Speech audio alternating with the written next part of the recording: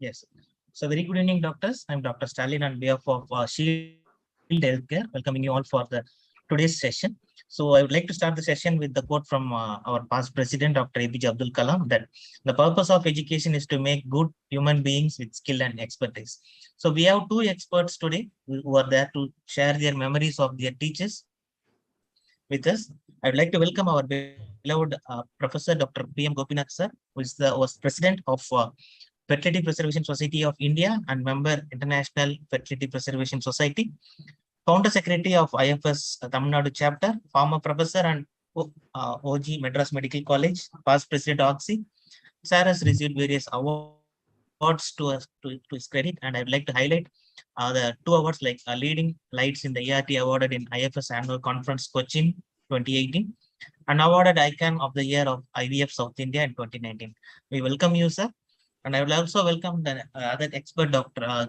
Kurian Joseph, sir, who is currently the director of Joseph Hospitals. And sir is the pioneer in gynec endoscopy in India.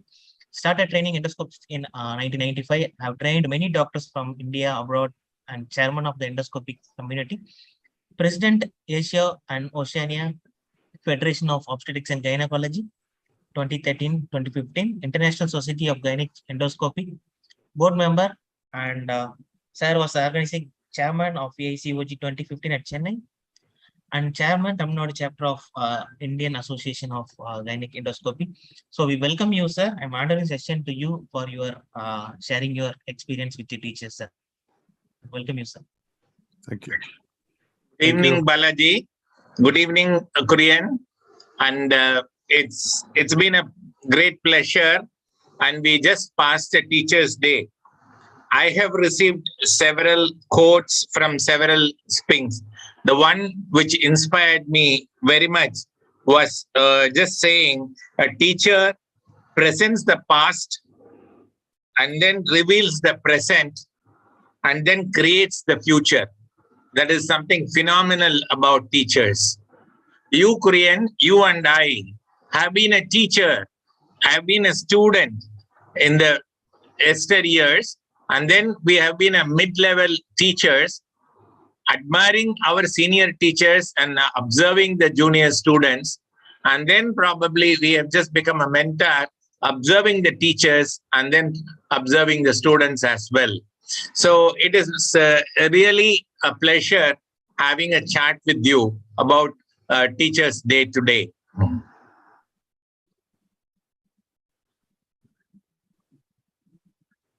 Yes, Kurian. Yeah. Good evening, Gopi. Thanks for the invitation and thanks for the honor of chatting with such a great person like you.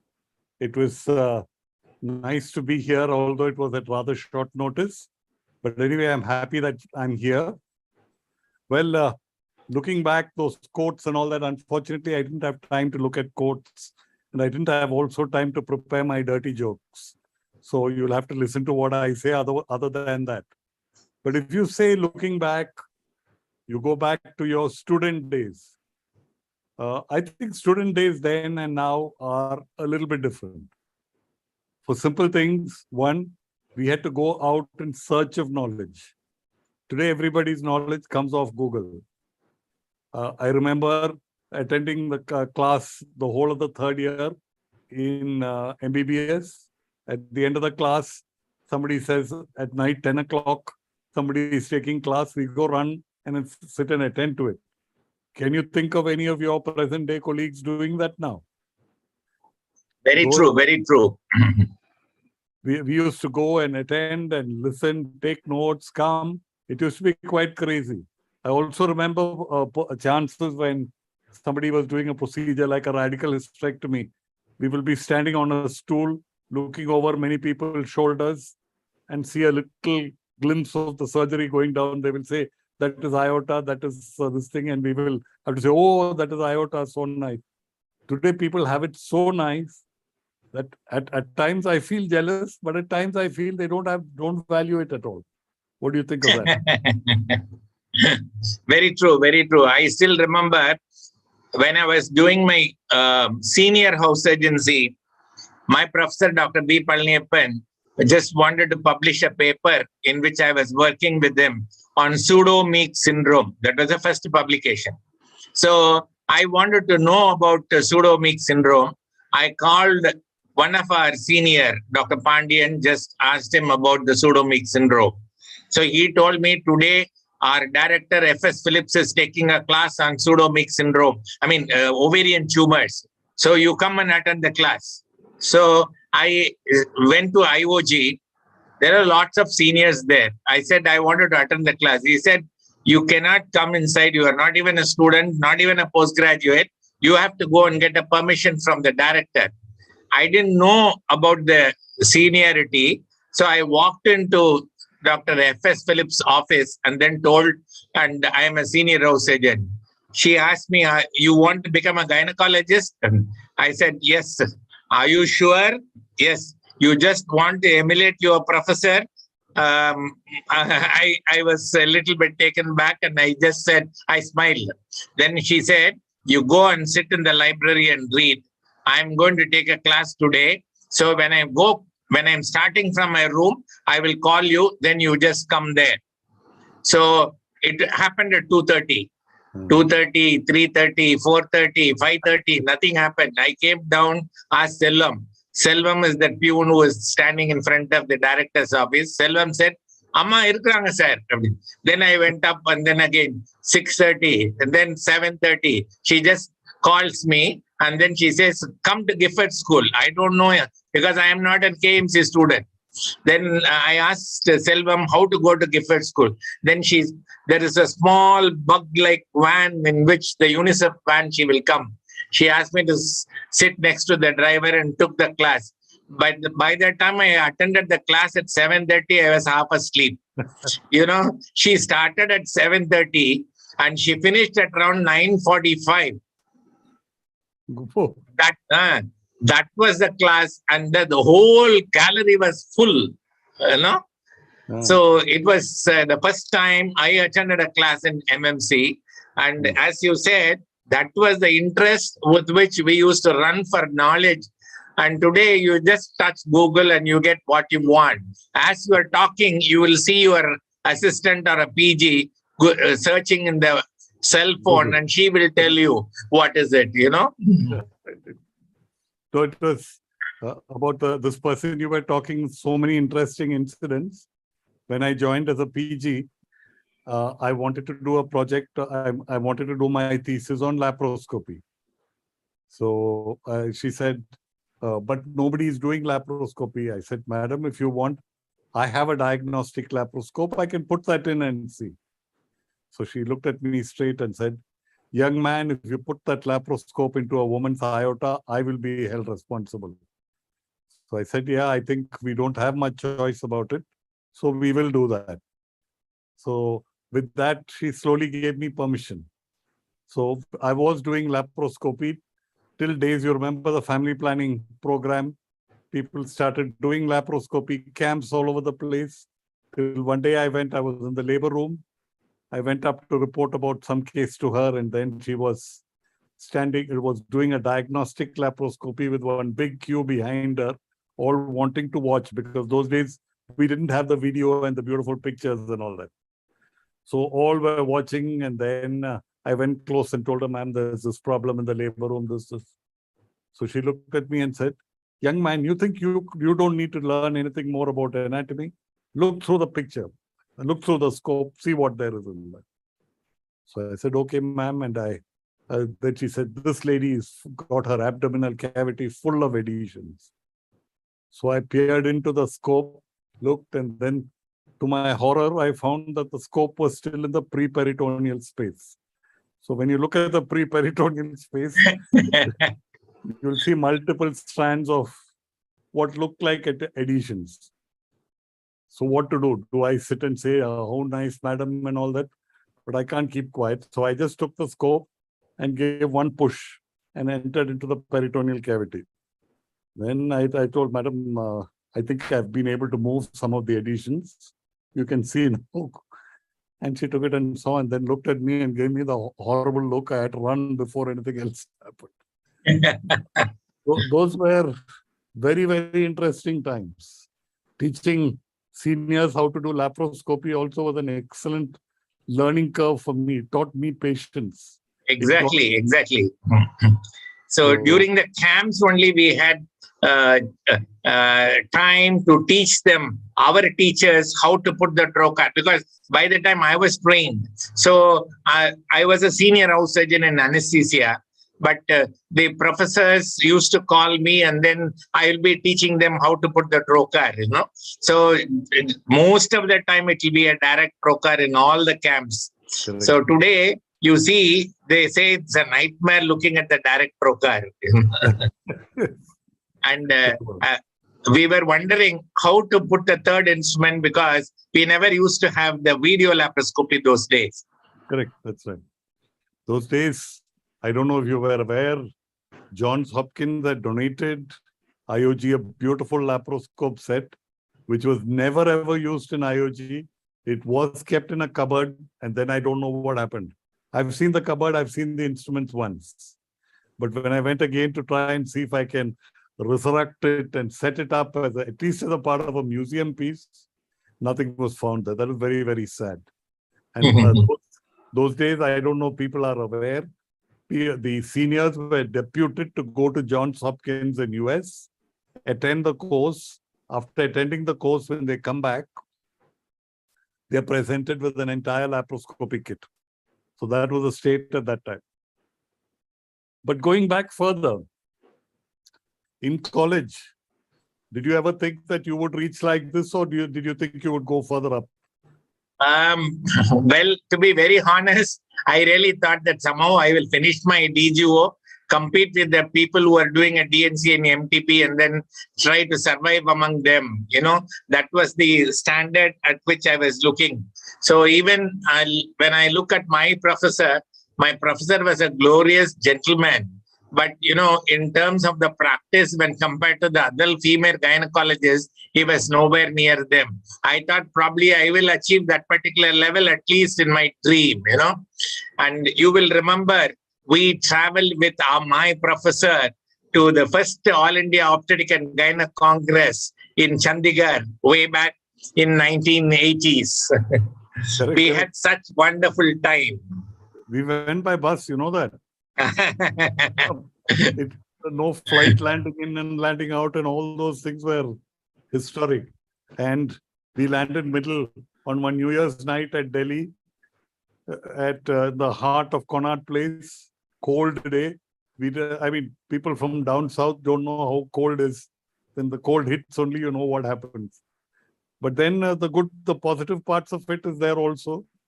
We felt we should have an ice cream, and you remember midnight, you had an ice cream. Nirula's ice cream. Anyway. Along with the professor walking by the side. You remember when we were traveling in the train, he said about the cutlet, he said it is cholesterol. When we were in the tandoori fish, and he was enjoying it in Delhi. I think some of the professors we got to know better because we spent more time with them.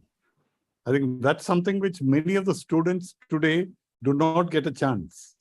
Because only when you spend time with a person, you know how they are, how they react to different situations, and how they will be able to help or support you in some way. Also, in the learning curve, one should try and pick up points from everybody. That is something which I learned watching good and bad surgeons perform. If you see only the good surgeons, you may not be able to go and do some of those things yourself.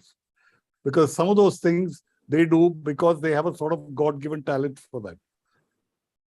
But if you see the routines, average surgeon, you will see them struggling. As they struggle, you realize, see, that is the plane they should have gone in. I always remember the story of one of our surgery teachers in medical college, who was an excellent speaker, could speak, could act, could dance, could do everything.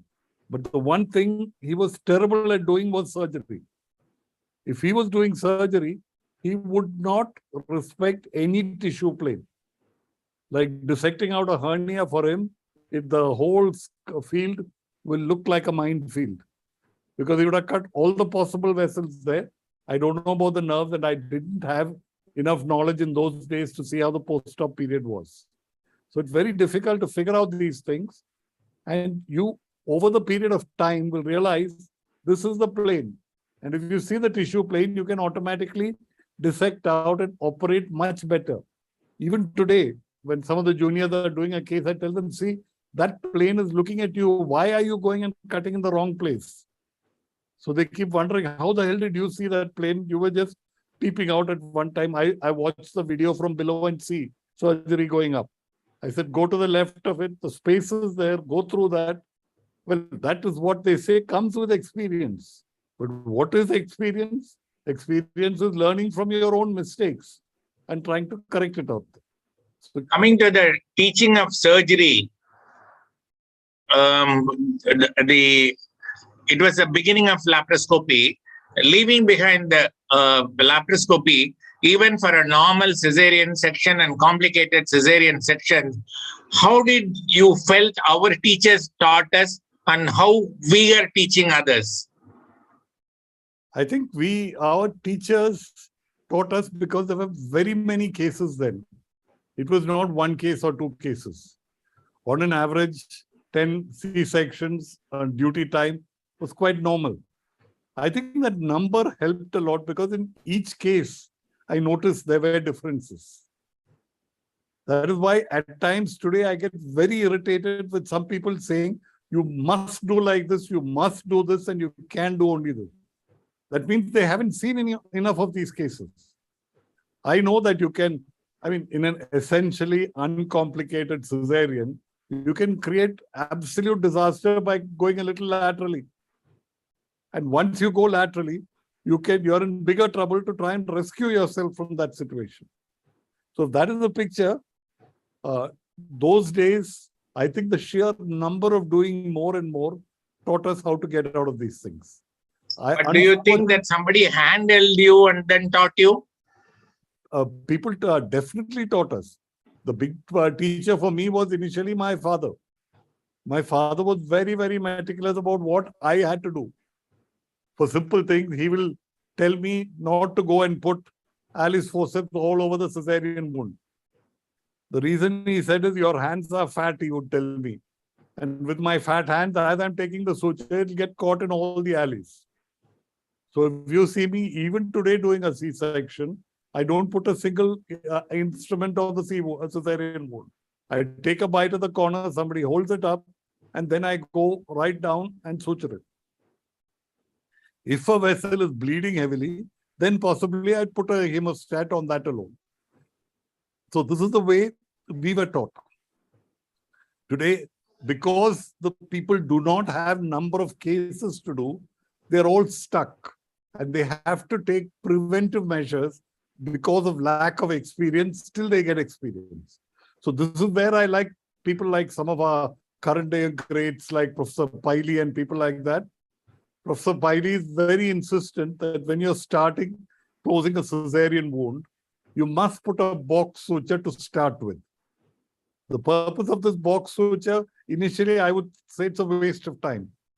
But after watching many juniors do it, people who are not aware of the anatomy, I find once you secure that end, the rest of the suture comes easily.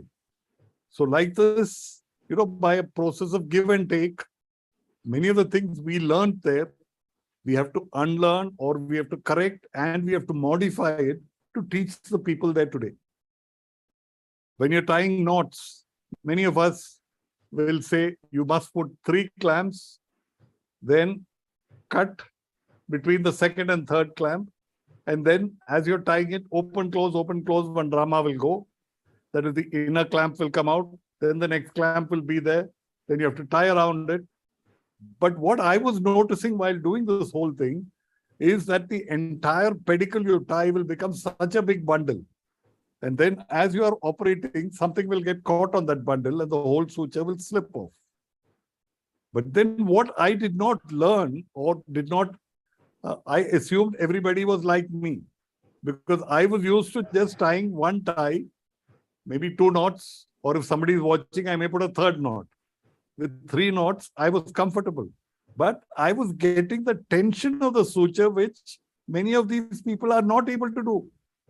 And that is when you have to do all these things, open, close, tie around, put knots, do all these things with that. That's the picture there. So those are the things which... There are a lot of things we learned, and then a lot of things we have unlearned from the teachers. Absolutely. The first thing I learned was when in laparoscopic sterilization, somebody put a sound to manipulate the uterus.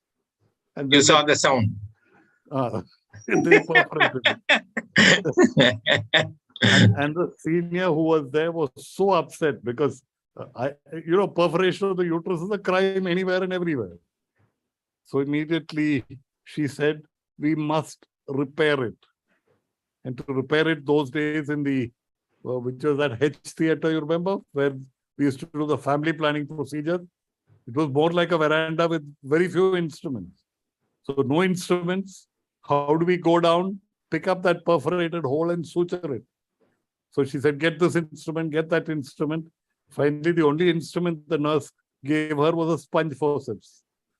So with the sponge forceps, she made a small laparotomy, caught hold of the uterus and pulled it up. As she was pulling it up, she pressed on the sponge holding forceps. It punched a hole clean through the uterus. So what was a simple hole with the uterine sound became a nice big hole with a sponge forceps. So we had a lot of repair work to do there. So we have to learn and unlearn definitely. But learn and unlearn at the cost of the patient is very big no-no. So we have to be careful when we are practicing it. Careful. Today we have animal models, we have computerized models. I think in the coming world, the computerized models are going to be big things in that. Maybe you as the ART specialist have seen a lot more computerized gadgets coming up. Correct. So a lot of artificial intelligence is just popping into the ART today.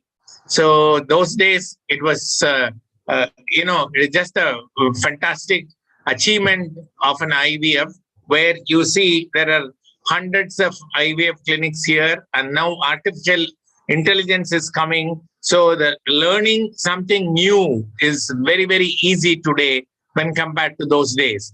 So even if you have to do some simple procedure, which nobody was doing that time, it's very, very difficult. You just have to go around, search for the knowledge, search for the people who do it, and then ask them. Probably your professor won't help you, so that he may not like for you to go and then see the other person's procedures. Those are the things it was confined. But today, it's all wide open. What you want, you can learn. What you want, you can see. And what you want, you can pick up. Well, learn, see, all that is there. Those days also, many things we could not see. And so what the professor said was law. I still remember once a baby with a mobile head. To my knowledge, clinically, it looked like maybe marginally bigger than normal. I'm talking of days before the ultrasound. So the senior consultant whose patient it was, she came, palpated, and said, this is hydrocephalus. Just perforate it and deliver. So you see, those days, we didn't have any modality to check. The only possible modality was to take a plain X-ray abdomen to see the thing. And that would not reveal whether it's a mild degree of hydrocephalus. If it is major, okay, it's a different problem. I was absolutely horrified. How to tell the mother this and how to just go and perforate this. So in those days, when we were not seeing, it could not be verified and it was just passed off.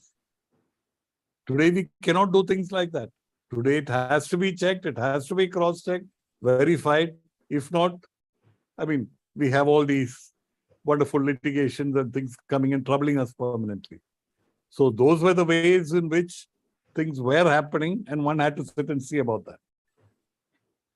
Another important thing is, so those days when they teach you something, they say, this is the way I do. That's the end. You cannot say anything further. But today, it's not like that. you will be, if you tell them that this is way you do it, they will come out with the cross questions saying that so and so says like this, so and so says like this book says, and this one says like that. Still, it is not possible. So you cannot talk your way through, and you have to be thorough. You have to be prepared. You have to prepare your evidence before you teach something new to the people. Absolutely. So yeah, go ahead. No, the variabilities and the choices are so many. I have all my career been very keen that people come out with different ideas, because I will never say that this is the only way to do it, because I know now that anything can be done in many different ways. So if you know that, then you will find that different people can do simple things which you thought you could not do. And that is where some of the youngsters today are really wonderful. They are able to do procedures which I essentially used to think were very difficult and impossible. And as they are doing more and more, I get tempted, and now I start doing that procedure. And then I say, oh, yes, I've been learning to do like this and all that. But what I learned was actually seeing the juniors doing it. So you have to give a lot to knowledge coming in, because knowledge is a continuous process. There's no way you can say that I know everything, I'm the expert. That is where I used to fight with some of our seniors also. Like one of our senior professors would say, there are 5 points in this, 1, 2, 3, 4, 5. I mean, I could never learn these 5 points. And always I'll stop at 3 or 4, or sometimes I may come out with a 6th point also. And I will think the 6th point is right, but the professor is not interested in that. The professor is very particular. I want 5 points, and you must say my 5 points. So these were the different people under which we studied. Also, you must realize that when we were studying, we essentially were left with what was left of the British Raj. Most of our seniors were trained in the British approach towards medicine and management, even let's say British way of behavior. Most of our schools, colleges, everything were like that.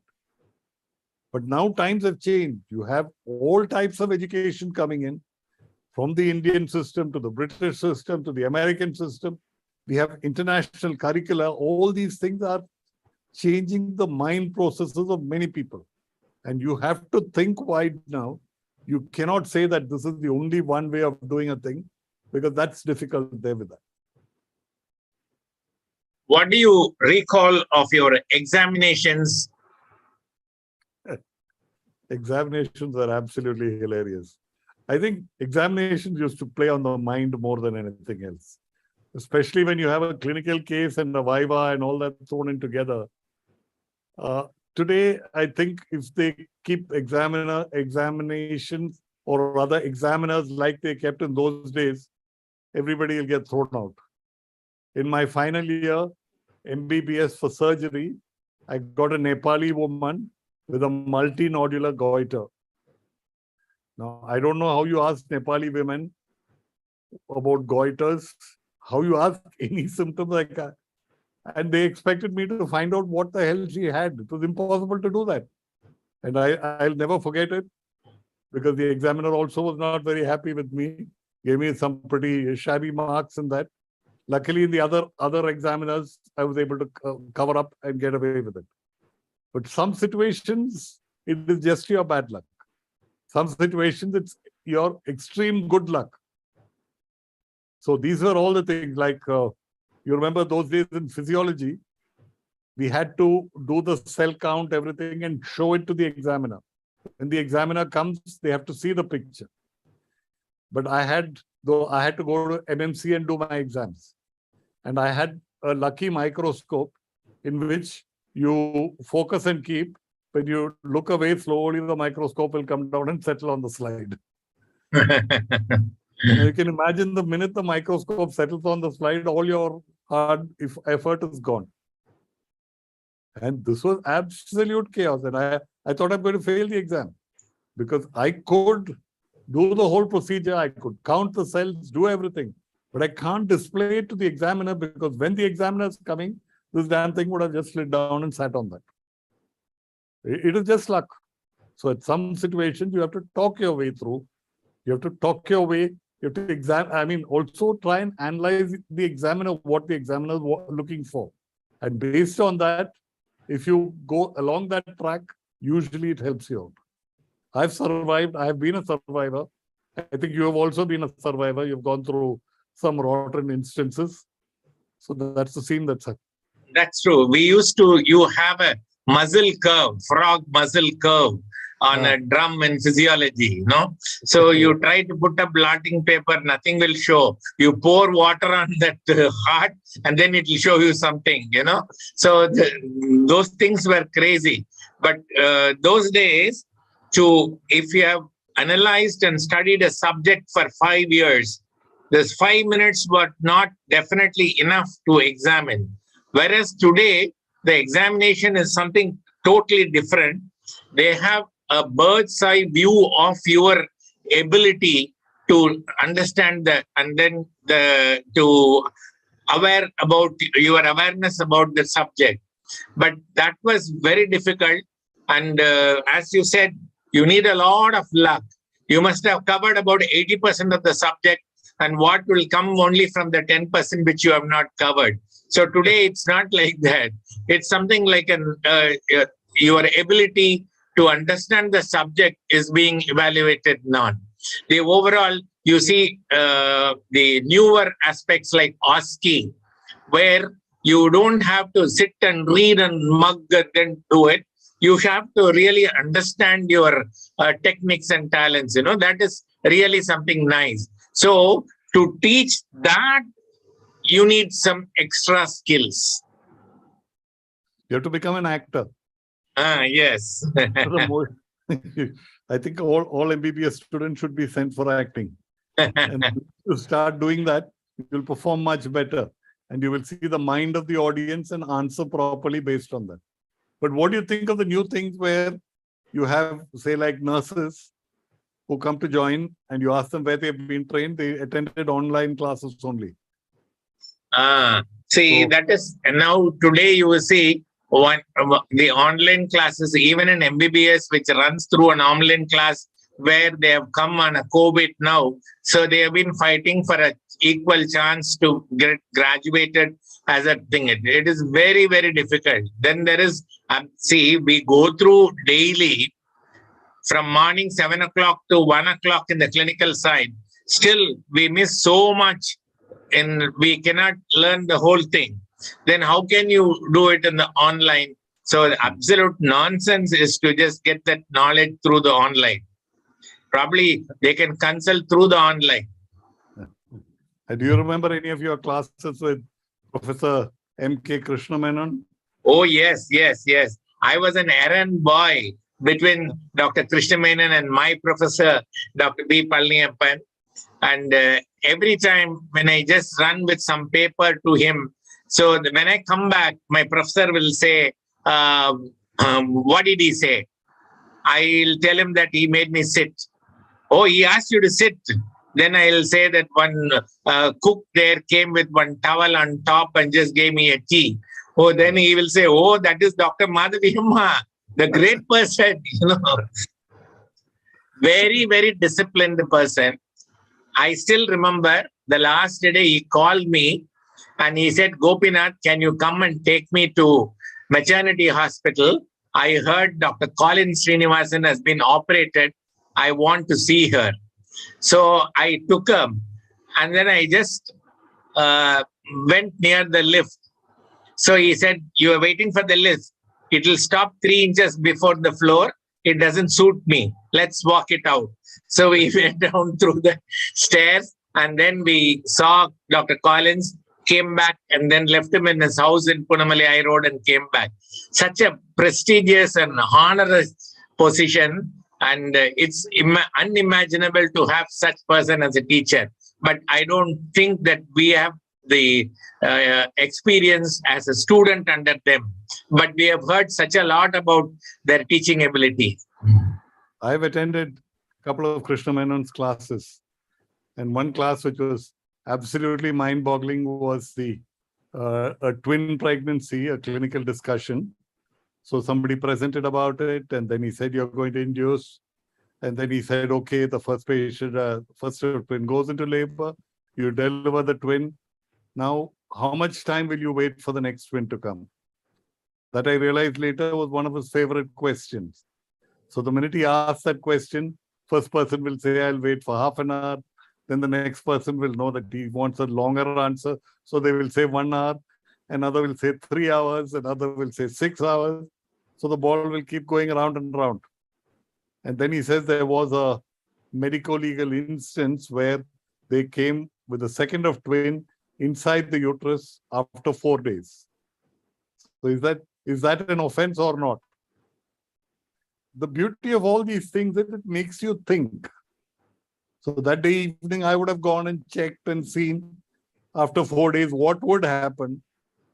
Then we realized that this would have been not a monochorionic, it's a dichorionic. It's a dichorionic. So Or it could have been a diadelphys.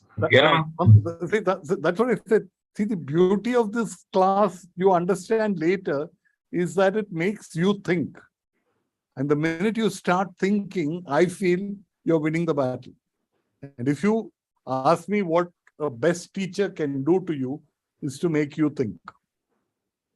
So if your teacher makes you think, then the minute you start thinking, the teacher's job is done. The same way, the senior professors like Dr. Lohambad, she was so good in vaginal surgery. I think she has learned a lot from your father. So he was a great disciple, and he always used to mention about him when she is learning the technique. She was so precise and perfect. She will define what you have to do when you assist. She will have 2 assistants by the side. She will have a staff. First, she will instruct you what you have to do. You cannot jump and then cut, and you cannot hold this thing. She will say, you only have to retract. The staff will cut the knot. You know, that's a kind of a clarity with which she will approach the surgery. But you'll be surprised, after nearly now, how many years? 40 years? When did we finish MD and come? I was 10 days ago, I was invited to the University of West Indies in Jamaica. And there I was teaching surgery. For a whole week, I was there with them.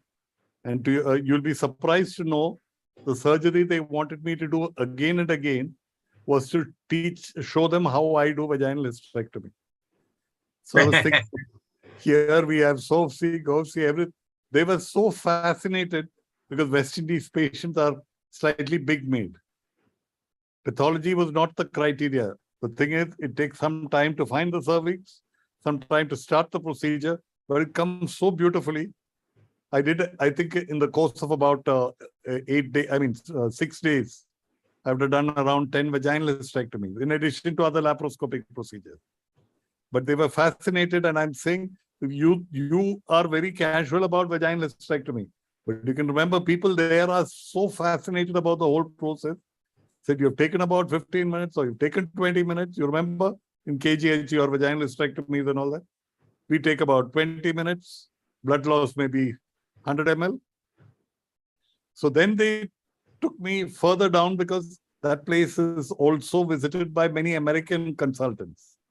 Now, all these American guys have to use the bipolar coagulator for vaginal hysterectomy. So I told them, see, I am not trained with that. You want me to show it? I can show it, but this is what I do. So they're quite happy doing all that. So I think many of those things we learned there, we have to sort of develop and go further and pass it on to others to continue. What do you think is going to happen, say, 5 years down the line or 10 years down the line? The virtual surgeries probably is going to be the in thing. The second is your hands-on training is going to be completely replaced by computerized learning and artificial intelligence. And the art of teaching or the art of sharing enthusiasm is not going to be there. Also, what's going to happen is, I have a feeling that we may get into a no surgery zone itself. Why operate? Like even in cardiac procedures, we had the open heart procedures. Then we had the small incision businesses. Now you find them even doing percutaneous valve replacement stunts and things like that. So same way we may reach in gynecology also a similar thing. Traditionally, we have been taught that the uterus is needed, not needed, it's a sort of expendable organ after it's finished its function. So gradually we have to start rethinking the way we are doing our treatment in OBGYN, and also maybe the only thing which will require surgery is still cesarean at the moment, because we haven't devised a method to try and get the baby out without operating. Any choices on that? That is true. That is true. That's the only way thing, irreplaceable surgery you can think of. Finally, Kurian, what will be your message to the current students, current intermediate teachers, and then the so-called aspiring teachers? My message first is to the teachers. You have to do your homework before going to the students. You cannot think that you know everything. Those days are gone. Everybody has to update their knowledge. And also keep an open mind. You have to encourage difference of opinion. Only if these two are done, the rest of the thing will go. To the students, it's a very much more difficult thing. When young people come to me, some of those who have finished their post-graduation ask me what to do. I tell them, think of yourself 20 years down the line. What do you think you will be? So some see themselves as the prosperous practitioners. Some see themselves as a medical college professor. So if you think you are sort of academically built, want to go to thing, decide and work towards that. But if you're going to be a practitioner, learn all the tricks and practice and become a good practitioner. I think that's the way we are going to have to channelize things. We cannot really have what they say, jack of all trades, the person doing from, say, maybe infertility to ART to then to endoscopic surgery and all these things together and finally ending up in oncology. You must be seeing the number of young girls who are coming. Sir, I finished my MD. Then I went and did one year of fertility. Then I went and did 1 year of oncology. Now I want to come and do endoscopy. I say, what the hell are you going to do?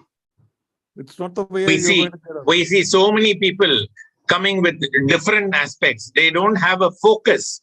So they have to really decide what they want to do it and then fine tune it to that particular specialty rather than just trying to probe into all the specialties, or rather going into all the super specialties and subspecialties.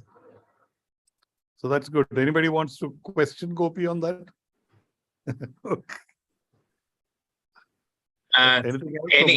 Anything else you would like to ask? Well, anybody wants any sort of help, you're always welcome. I'm relatively free right now to talk to people, although others may not agree on that statement of mine. But I finished my clinical work by 12 o'clock in the afternoon. So everybody rates me as an old man, but still at the end of it, there's still another 12 hours of work there. So I enjoy that period also. Also, the other small thing for doctors, do not get married to your profession alone. Learn other things to keep your mind diverted, because very often you'll find that some of these diversions are what help you to go on in life. I enjoy gardening or rather farming, and I enjoy cooking, and I enjoy sports. So all these things are things which are, let's say, pressure valve, like your pressure cooker. The minute work pressure increases and the steam's building up, go and do one of these things. Go for some sort of sports activities. Go for some sort of other things to divert. Today, cooking is such a pleasure because everything is there on the YouTube. You don't have to go and ask. Earlier, I used to go and ask people for recipes. Now I say it's a waste of time. I just pick it up and do it. Yeah, go. That's right. See, the teaching is different.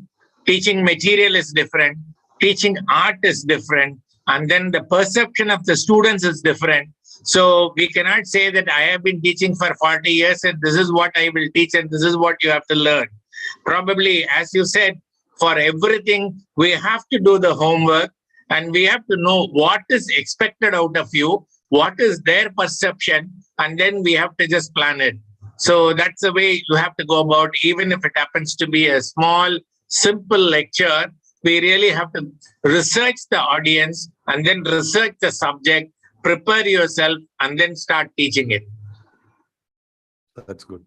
So the important message is, as they say, you know, the word ego, E-G-O. Ego is your aim to try and achieve more and more and become super smart. But if you analyze the word ego, E-G-O, they say is edging God out. That means you're trying to position yourself at a pedestal above God level. And that is what is absolute disaster. So whatever you achieve, don't think you are the top or you have reached a level which others can't achieve. Tomorrow, 100 people around will do 10 times more than what you are doing. So edging God out or control your ego, and you'll find that many other things fall into place much easier. Thank you, Kurian. Thank you for spending such a valuable time and then sharing your thoughts and then taking us for about 40 years of our medical career. 40 years, I don't feel I've done 40 years, Gopi. Anyway, that's good. Thank you. Thank you very much. Thank you. Thank you, Balaji. Thank you, Field, for the opportunity. Thank you, sir. Thank you very much for sparing your time.